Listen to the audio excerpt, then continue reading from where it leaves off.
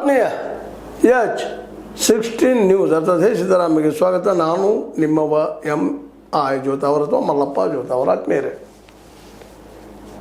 ಈ ತೂಗು ಚಿಂತನೆ ಏನಂತ ನೀವೀಗ ಯುದ್ಧ ವಿರಾಮ ಆಗಿರೋದು ನಾವು ತಿಳ್ಕೊಂಡಿದ್ವಿ. ಆದರೆ ಇದು ಯುದ್ಧ ವಿರಾಮ ಮುಂದುವರಿತದನ ಅನ್ನುವಂಥದ್ದು, ಶಾಶ್ವತವಾಗಿ ವಿರಾಮ ಆಗ್ತದನ ಅನ್ನುವಂಥ ಒಂದು ದೊಡ್ಡ ಪ್ರಶ್ನೆ ಇರ್ತದೆ.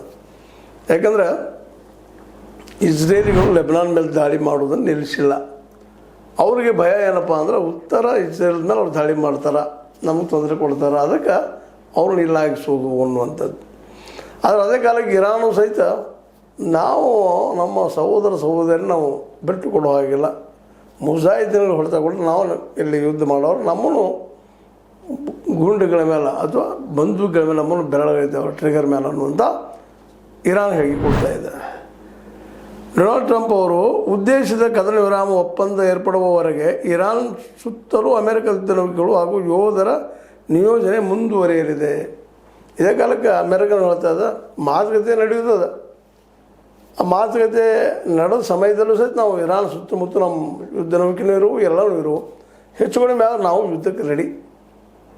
ಇಸ್ರೇಲು ಹೇಳ್ತದೆ ಇಸ್ರೇಲ್ನ ಉತ್ತರ ಭಾಗದ ನಿವಾಸಿಗಳಿಗೆ ಭದ್ರತೆ ಮರುಸ್ಥಾಪಿಸುವವರೆಗೂ ಹಿಜ್ಬುಲ್ಲಾ ಬಂದೂಕುವರರ ಮೇಲೆ ದಾಳಿ ಮುಂದುವರಿಸುವುದು.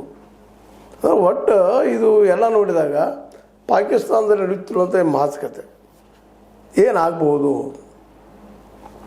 ಯಾಕಂದರೆ ಎಲ್ಲರೂ ಅವರವರ ಹಠದಲ್ಲಿದ್ದಾರೆ, ಜಿದ್ದಿಯಲ್ಲಿದ್ದಾರೆ. ಆದರೆ ಎಲ್ಲರಿಗೂ ಗೊತ್ತದ ಈ ಯುದ್ಧದ ಪರಿಣಾಮ ಏನಾಗ್ಬೋದು ಅಂತೇಳಿ. ಯಾಕಂದರೆ ಮಾತುಕತೆಯ ಟೇಬಲ್ಗೆ ಎಲ್ಲರೂ ಬರುವ ಅನಿವಾರ್ಯತೆ ಇವತ್ತು ಮುಡಿದ ಕಾರಣ ಸಾವು ನೋವುಗಳು, ಹೊಡೆತ, ಅದೇನಾಗಬಾರ್ದೆಲ್ಲ ಆಗಿದೆ ಈ ಕಳೆದ 40-42 ದಿನಗಳಿಂದ. ಹೀಗಾಗಿ ಇವತ್ತು ಅಮೆರಿಕಾಗೂ ಸಹಿತ ಅದನ್ನು ಪೂರ್ತಿಯಾಗಿ ನಾನು ಗೆದ್ದಿರ್ತೀನಿ ಅನ್ನುವಂತಹ ಒಂದು ವಿಶ್ವಾಸ ಇಲ್ಲ ಏನೋ. ಅದಕ್ಕೆ ಮೇಲೆ ಸೀಸ್ ಫೈರ್ ಅಂತ ಬಂತು. ಈಗ ಇನ್ನೇನು ಹೊಡೆದು ಬಿಡ್ತು ಬಿಡಪ್ಪ, ಹೊರಮುಜ್ ಒಂದು ಜಲಸಂಧಿ ಮೇಲೆ ಹೊಡಿತು. ಅದೇ ಕಾಲಕ್ಕೆ ಖಾರ್ಗ್ ದ್ವೀಪವನ್ನು ಮುಗಿಸ್ಬಿಡ್ತು ಅನ್ನೋದ್ರಲ್ಲೇ ಮತ್ತು ಮಾತಿನ ಟೇಬಲ್ ಮೇಲೆ ಬಂದು ಕೂಡುವಂಥ ಒಂದು ಸಾಹಸ ಮಾಡಿದೆ. ಅಂದ್ರೆ ಟ್ರಂಪ್ ಅವ್ರಿಗೂ ಸಹಿತ ಪೂರ್ಣ ಮಾಡೋದ್ರಿಂದ ಗೆಲ್ತೀನಿ ಅನ್ನುವಂಥ ವಿಶ್ವಾಸ ಮೂಡ್ತಾ ಇಲ್ಲ. ಇದಕ್ಕೆ ಕಾರಣ ಏನು ಅಂದರೆ ಇವತ್ತು ಇರಾನ್ ಹಿಂದಿರುತ್ತಿರುವಂಥ ಚೀನಾ ಜೊತೆಗೆ ರಷ್ಯಾ ಇವು ಸಹಿತ ಯುದ್ಧಕ್ಕೆ ಇಳಿದ್ರೆ ಮುಂದಾಗೋ ಘೋರ ಪರಿಣಾಮಗಳ ಬಗ್ಗೆ ಹೇಳೋಕ್ಕಾಗದಂಥ ಪರಿಸ್ಥಿತಿ ಬರ್ಬೋದು ಅಂತೇಳಿ ಆಲ್ರೆಡಿ ಅಮೆರಿಕ ಗೊತ್ತಾಗಿದೆ. ನಮ್ಮ ಮೊದಲಿನ ಸ್ಥಿತಿಯೊಳಗೆ ನಾನು ಈ ಏನಪ್ಪ ಟ್ಯಾರಿಫ್ ಮೂಲಕ ಏನಾದರೂ ಕಂಟ್ರೋಲ್ ಮಾಡಲಿಕ್ಕೆ ಹೊರಟ್ರೆ ಇಡೀ ವಿಶ್ವ ಒಂದು ಕಡೆ ಆಗ್ತದೆ, ನಾನು ಒಂದು ಕಡೆ ಆಗ್ತದೆ ಅನ್ನೋದು ಭಾವ ಅವರಲ್ಲಿ ಮೂಡಿದೆ. ಅಂದ್ರೆ ಒಟ್ಟಾರೆಯಾಗಿ ಇವ್ರಿಗಾಯಿತು ಅವ್ರಿಗಾಯಿತು ಯುದ್ಧದಿಂದ ಸಾಕಷ್ಟು ಸಾವು ನೋವು ಒಂದು ಕಡೆ ಇರಲಿ, ಆರ್ಥಿಕ ಹಾನಿಯಾಗೋದು ಒಂದು ಕಡೆ ಇರಲಿ, ಒಂದು ಸೌಹಾರ್ದವಾಗಿ ಬದುಕಿಸೋ ಸಾಧ್ಯ ಇಲ್ಲ ನಾವು ಅನ್ನುವಂಥ ಪರಿಸ್ಥಿತಿ ಈ ಕಳೆದ 40-42 ದಿನಗಳಿಂದ ಕಂಡು ಬರ್ಲಿಕ್ಕತ್ತದ.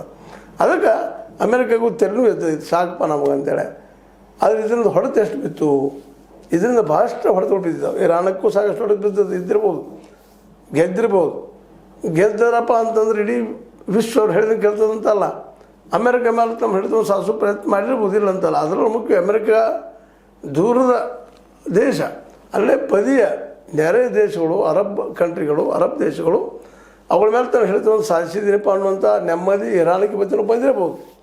ಚೇಂಜ್ ಆಗಿದೆ ಇವತ್ತು, ಇಲ್ಲ ಅಂತಲ್ಲ. ಯಾಕಂದ್ರೆ ಇವತ್ತು ಚೈನಾ ಇರಾನ್ ಹಿಂದೆ ನಿಂತಿದ್ದ ಕಾರಣದಿಂದನೇ ಇವತ್ತು ಚೈನಾ ಇದ್ದಿದ್ದು ಅಮೇರಿಕೆಯನ್ನು ಎದುರಿಸುವಂಥದ್ದು, ಅದರ ಮೇಲೆ ದಾಳಿ ಮಾಡುವಂಥದ್ದು, ಜೊತೆಗೆ ಇಸ್ರೇಲನ್ನು ಕಂಟ್ರೋಲ್ ತರಲಿಕ್ಕೆ ಸಾಧ್ಯ ಆಗಿದ್ದು ಚೈನಾದ ಒಂದು ಸಹಕಾರದಿಂದಾಗಿ. ಇದರಿಂದಾಗಿ ಸಹಜವಾಗಿ ಇವತ್ತು ಈ ಯುದ್ಧದ ಬಗ್ಗೆ ಏನಪ್ಪ ಅಂತಂದ್ರೆ ಇದೇ ನಿರ್ಧಾರ ಬರ್ತದಂತಲ್ಲ, ಆದರೆ ಟೇಬಲಿಗೆ ತರಿಸುವಂಥ ಕೆಲಸವನ್ನು ಇರಾನ್ ಮಾಡಿದ್ದೇನು ಸುಳ್ಳಲ್ಲ.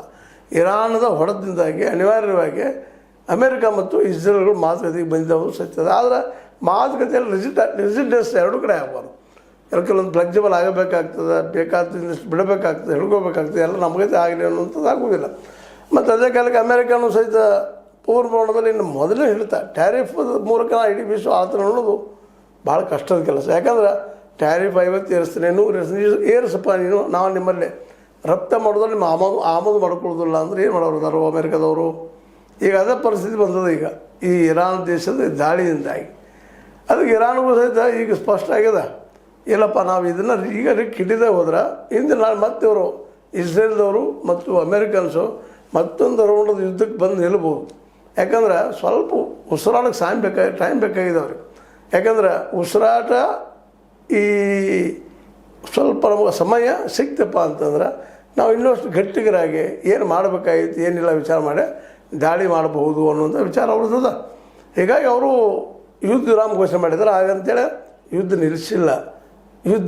ನಿಲ್ಲಿಸಿಲ್ಲ. ಇಸ್ರೇಲಿಗಳಂತೂ ಈ ಲೆಬನಿಗಳ ಮೇಲೆ ದಾಳಿ ನಡೆಸಿದ್ದಾರೆ. ಅದೇ ಕಾರಣ ಇರಾನಿಗಳು ಇಸ್ರೇಲ್ ಮೇಲೆ ದಾಳಿ ನಡೆಸಿದ್ದಾರೆ. ಅಂದರೆ ಒಂದಕ್ಕೊಂದಲ್ಲಿ ನಡೆದ ದಾಳಿ. ಈ ಎಲ್ಲ ದಾಳಿಗಳಿಂದಾಗಿ ಈ ಮಧ್ಯೆ ಮಾತುಕತೆ ಇರುತ್ತಂಥ ಈ ವಿಷಯ ಅಥವಾ ಯುದ್ಧ ವಿರಾಮದ ಸಮಯ ಇದೇನು ಇಲ್ಲಿ ಈ ಯುದ್ಧ ನಿಂತು ಹೋಗಿಬಿಡ್ತದೋ ಅಥವಾ ಯುದ್ಧ ಮತ್ತೆ ಹೆಚ್ಚಾಗ್ತದೋ ಅನ್ನುವಂಥ ಮಾತುಗಳು ಬರ್ತಾ ಇದ್ದಾವೆ. ಯಾಕಂದರೆ ಎರಡೂ ಕಡೆದವರು ತಮ್ಮ ಹಠವನ್ನು ಬಿಡ್ತಾ ಇಲ್ಲ. ತಮ್ಮ ಮಾತಿನ ಪ್ರಕಾರ ತಮ್ಮ ಮೂಗಿ ನೀರಕ್ಕೆ ನಡೀಲಿ ಅಂತ ಎರಡೂ ಪಕ್ಷದವರು ಹಠ ಹಿಡಿದ್ರೆ ಈ ಮಾತುಕತೆ ಆಗುವುದಿಲ್ಲ. ಮತ್ತಷ್ಟು ನಡು ಯುದ್ಧ ಆಗಿ ಇನ್ನಷ್ಟು ಹಾಳಾಗುವಂಥ ಎಲ್ಲ ಅವಕಾಶಗಳು ಹೆಚ್ಚಾಗ್ತಾ ಇದ್ದಾವೆ. ಇದರದಾಗ ಯಾರಿಗೆ ಲಾಭ ಯಾರಿಗೆ ಹಾನಿ?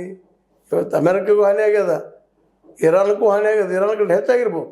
ಯಾಕಂದ್ರೆ ಅಮೆರಿಕ ಸಾಕಷ್ಟು ಶಸ್ತ್ರಾಸ್ತ್ರಗಳಂತಂದು ಇರಾನ್ ಮೇಲೆ ಹಾಕ್ಯದ. ಇರಾನದ ಅನೇಕ ಈ ಒಂದು ಯುರೇನಿಯಮ್ ಇದಂಥ ಪ್ರದೇಶ ಆಗಿರ್ಬೋದು, ಅಥವಾ ಬಾಂಬ್ ತಯಾರಿಕಾ ಪ್ರದೇಶ ಆಗಿರ್ಬೋದು, ಅಥವಾ ಇನ್ನುಳಿದ ಯಾವುದೇ ಪ್ರದೇಶದಲ್ಲಿ ನಾಗರಿಕ ಪ್ರದೇಶಗಳ ಸಹಿತ ಈ ಅಮೆರಿಕದಿಂದ ಮತ್ತು ಇಸ್ರೇಲ್ದಿಂದ ದಾಳಿ ನಿರಂತರವಾಗಿ ನಡೆದಕ್ಕಾಗಿ ಇವತ್ತು ಏನಪ್ಪ ಅಂದ್ರೆ ಈ ಯುದ್ಧ ನಿಲ್ತದೇನು ಅನ್ನುವಂಥದ್ದು ಮತ್ತು ದೊಡ್ಡ ಬೃಹತ್ ಪ್ರಶ್ನೆ ಆಗ್ಯದ. ಆದರೂ ಒಂದು ವಿಶ್ವಾಸ ಇರಬೇಕಾಗಿದ್ದು ಪಾಕಿಸ್ತಾನದಲ್ಲಿ ನಡೆದಂಥ ಈ ಚರ್ಚೆಯಲ್ಲಿ ಒಂದಿಷ್ಟು ಒಳ್ಳೆಯ ಬಂದಾವು ವಿಚಾರಗಳು ಅಂತೇಳಿ. ಯಾಕಂದ್ರೆ ಪಾಕಿಸ್ತಾನ ಮೇಲೆ ಅಮೆರಿಕಕ್ಕೂ ನಂಬಿಕೆ, ಅದೇ ಕಾರಣಕ್ಕೆ ಚೈನಾಕ್ಕೂ ನಂಬಿಕೆ. ಭಾರತದ ವಿರೋಧವಾಗಿ ಏನಾದರೂ ಅವ್ರು ನಂಬೋದಿದ್ರೆ ಪಾಕಿಸ್ತಾನ ನಂಬ್ತಾರೆ. ಮತ್ತು ಭಾರತದಲ್ಲೇ ಏನೇನು ನಡೀತಾವ ಏನಿಲ್ಲ ಅನ್ನುವಂಥದ್ದು ಪಾಕಿಸ್ತಾನ ಗೊತ್ತಿರುವಂಥ ವಿಷಯ ಇದೆ. ಹೀಗಾಗಿ ಪಾಕಿಸ್ತಾನಕ್ಕೆ ಒಂದು ಮರ್ಯಾದೆಯನ್ನು ಕೊಟ್ಟ ಅಲ್ಲೇ ಡಿಸ್ಕಷನ್ಗೆ ಇವತ್ತು ನಮ್ಮ ಅಮೆರಿಕ ಬಂದಿದ್ದು, ಜೊತೆಗೆ ಅಲ್ಲಿ ಇರಾನು ಬಂದಿದ್ದು, ಎರಡೂ ಪಕ್ಷಗಳಿಗೆ ಎರಡೂ ದೇಶಗಳ ಇಲ್ಲೇ ರಾಯಭಾರಿಗಳಿಗೆ ಇದೊಂದು ಏನಪ್ಪ ಅಂದ್ರೆ ಮತ್ತೊಂದು ಮಾತುಕತೆಗೆ ಅವಕಾಶನ ನಿರ್ಮಿಸೋ ಜೊತೆಗೆ ಈ ಯುದ್ಧ ನಿಲ್ಲಿ ಅನ್ನೋ ಹಂಬಲ ಎಲ್ಲರೂ ಈಗ ಇಡೀ ವಿಶ್ವ ಎಲ್ಲ ಇವತ್ತು ಪಾಕಿಸ್ತಾನ ಕಡೆ ನೋಡ್ತಾ ಇದ್ದಾರೆ. ಯಾಕಂದ್ರೆ ಯಾರಿಗೂ ಸಾಧ್ಯ ಆಗಲಾರದು, ಪಾಕಿಸ್ತಾನದಿಂದ ಸಾಧ್ಯ ಆಯ್ತಾ? ಅದೇ ಕಾರಣಕ್ಕೆ ಆ ಯುದ್ಧ ನಿಂತ ಮತ್ತು ಸಾವು ನೋವುಗಳಾಗುವುದು ಕಡಿಮೆ ಆದೀತಾ ಅನ್ನುವಂಥದ್ದು ಇವತ್ತು ಎಲ್ಲ ಕಡೆ, ಅದರಲ್ಲೂ ಮಧ್ಯ ಏಷ್ಯಾದಲ್ಲೇ ಹೆಚ್ಚಾಗ್ಯದ. ಇದರಿಂದಾಗಿ ಸಹಜವಾಗಿ ಈ ಯುದ್ಧದಿಂದಾಗಿ ಜನಸಾಮಾನ್ಯರ ಬದುಕಂತೆ ನರಕ ಆಗ್ಯದ, ಪ್ರಶ್ನೆ ಇಲ್ಲ. ಬೆಲೆಯರಿಗೆ ಹೆಚ್ಚಾಗ್ಯದ, ಅದೇ ಕಾಲಕ್ಕೆ ಬದುಕು ಕಷ್ಟ ಆಗ್ಯದ. ಅದಕ್ಕಾಗಿ ಅಮೆರಿಕದ ನಮ್ಮ ಡೊನಾಲ್ಡ್ ಟ್ರಂಪ್ ಆಗಿರ್ಬೋದು, ಬೆಂಜಮಿನ್ ನೆತನ್ಯಾಹು ಆಗಿರ್ಬೋದು, ಈ ಯುದ್ಧ ನಿಲ್ಲಿಸ್ಬೇಕಂತ ಬಂದಿದ್ದಾರೆ. ಅವ್ರಿಗೆ ಬೇಕಾಗಿದ್ದು ಏನಪ್ಪ ಅಂದ್ರೆ ಯುದ್ಧ ನಿಲ್ಲಿಸೋದು ಇವತ್ತು. ಯಾಕಂದ್ರೆ ಆ ರೀತಿ ಪ್ರಾಣಹಾನಿ ಜೀವಹಾನಿ ಎರಡೂ ಕಡೆ ಆಗಿದಾವೆ. ನೋಡೋಣ ಏನಾಗ್ತದೆ. ಟ್ರಂಪ ಮತ್ತು ಬೆಂಜಮಿನ್ ಇಬ್ಬರು ತೆಗೆದುಕೊಳ್ಳುವ ನಿರ್ಧಾರದ ಮೇಲೆ ಮುಂದಿನ ದಿನಗಳಲ್ಲಿ ಯುದ್ಧ ಆಗ್ತದೆ ಬಿಡ್ತದೆ ಅಂತ ನಾವು ಹೇಳಬೇಕಾಗಿದೆ. ಆದರೆ ಯುದ್ಧ ಮೋಸ್ಟ್ಲಿ ನಿಲ್ಲಬಹುದು. ಯಾಕಂದರೆ ಎಲ್ಲೂ ಕಡೆ ಸೈನಿಕರು ದಿನದಿದ್ದಾರೆ, ಸೋಚಿದ್ದಾರೆ ಅಂತೇಳಿ ಮಾತು ಕೇಳಿರ್ತಾವೆ. ಇದು ನಿಮಗೆ ಲೈಕ್ ಆಗಿದೆ, ಲೈಕ್ ಮಾಡಿ, ಶೇರ್ ಮಾಡಿ, ಕಮೆಂಟ್ ಮಾಡಿ, ಜೊತೆ ಸಬ್ಸ್ಕ್ರೈಬ್ ಮಾಡಿ. S16 ನ್ಯೂಸ್ ಅಂತ ತಿಳಿಸುತ್ತಾ ಇರೋದು ಸತ್ಯದ ಕೈಗನ್ನಡಿ ವಂದನೆಗಳು.